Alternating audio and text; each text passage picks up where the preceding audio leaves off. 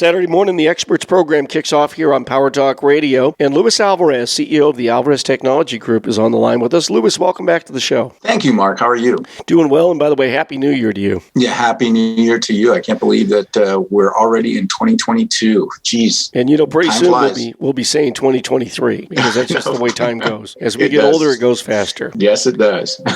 Hey, looking at MSN News this morning, there's a story about some of the fun gadgets at CES 2022, the Consumer Electronics Show in Vegas. Smart TVs, virtual bikes, robot chefs, a lot of neat stuff. And I guess CES is happening. It's smaller than this year, isn't it? There's not as many people going down there? Yeah, originally the show was going to, they were hoping to get back to what it was in, pre-pandemic years in 2019 and even in early 2020, because they did do the show in 2020 before the pandemic broke out. But as the Omnicom surge happened, a lot of companies started to bail. They were already expecting, instead of, the normal 200,000 people that they get, only about 50,000. So it was going to be smaller anyway, but now they shortened it by a day. It ends today instead of tomorrow as it was originally scheduled to end. But still, those of us that attended it virtually like I did, got a lot of really good insights into where technology is going, what's coming. The metaverse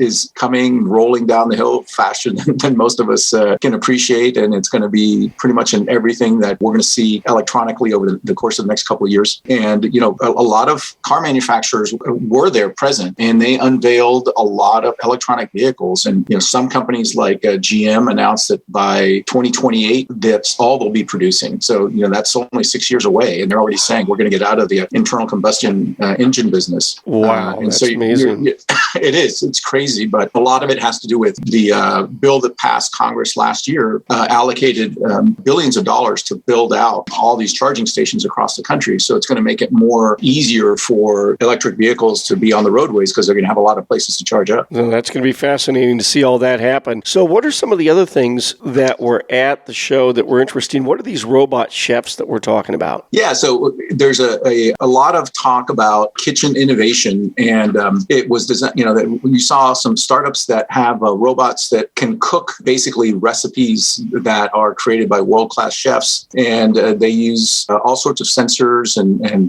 data to create these dishes. And these are concepts right now. You're not going to see a robot coming into your kitchen anytime soon. But just like a lot of other concepts that started at CES, a few years later, they're mainstream and they'll be available at Lowe's and Home Depot pretty soon. But the idea that you can use a robot to essentially create food, much in the same way as go back to Star Trek, right? Mm-hmm. How prescient was Gene Roddenberry? So that the replicator, the idea that you can go up to something and say, "Hey, make me a Earl Grey tea," and all of a sudden it appears in a mug. That's not going to happen anytime soon. But you will have these boxes where you can plug in recipes and say, I want rice pilaf, and It will create rice pilaf for you, and have all the ingredients to make that happen. Now, what about smart TVs? What's going on with these now? Yeah, smart TVs are a big thing, and what companies like Samsung and Sony are trying to do is incorporate as much technology into the devices so that the people who buy these TVs don't need to add box, some sort of external box or external gadget in order to get the streaming services they want or play games. So a lot of the smart TVs now are being designed as game stations so that you can actually,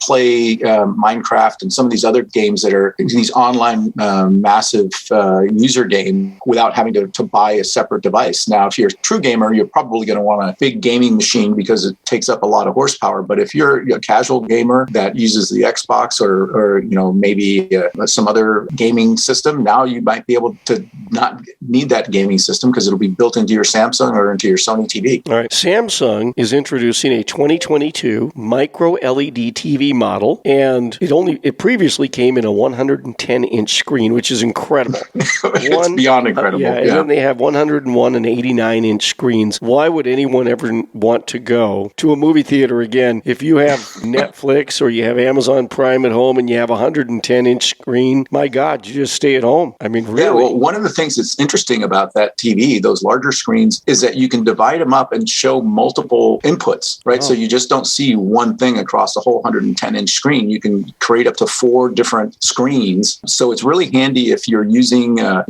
some sort of a display in a workplace, for example, where you're tracking production or tracking certain metrics that you want to share with your team. Rather than buying 4 displays, you buy this one big one. Now, granted, it's pretty pricey, but then you can feed up to 4 different feeds into it and divide the screen up in any way that you want to. Could you watch 4 different TV channels at once? Yeah, if you want to do that, hey, sometimes during the sports week, I'm flipping back and forth. This will save me time. Yeah, football season. When I was a kid, there was a guy, this is before you had picture-in-picture TV, and this is before gambling on ball games got to be a big thing, like when it was like a subculture kind of thing. But I remember this one kid, his dad was involved in all these football pools through his job. They had a big console TV, you know, in the wooden furniture with the legs, you know, sit there in the living room. And then on top of it, on the right-hand corner, he had a smaller TV, and he'd have 2 games on the air at the same time that he was watching, and he'd have his chart so he could keep track of his football pools and how much money he was making or losing.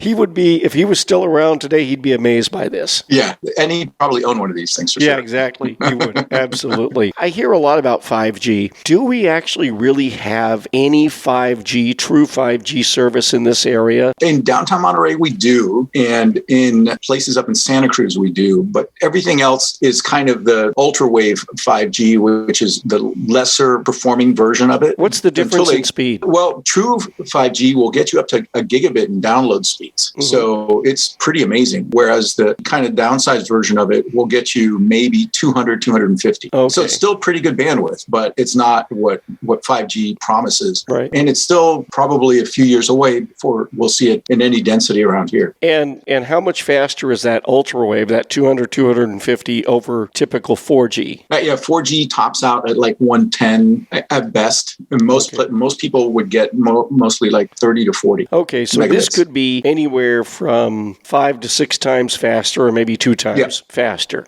than 4G service. Okay. Luis Alvarez, CEO of the Alvarez Technology Group, has been our guest today, kicking things off on a Saturday morning. Online, it's alvareztg.com. At AlvarezTG is the Twitter handle. And Luis, the toll-free number for the I-Team. Give us a call at 866-78-I-Team. That's 866-784-8326.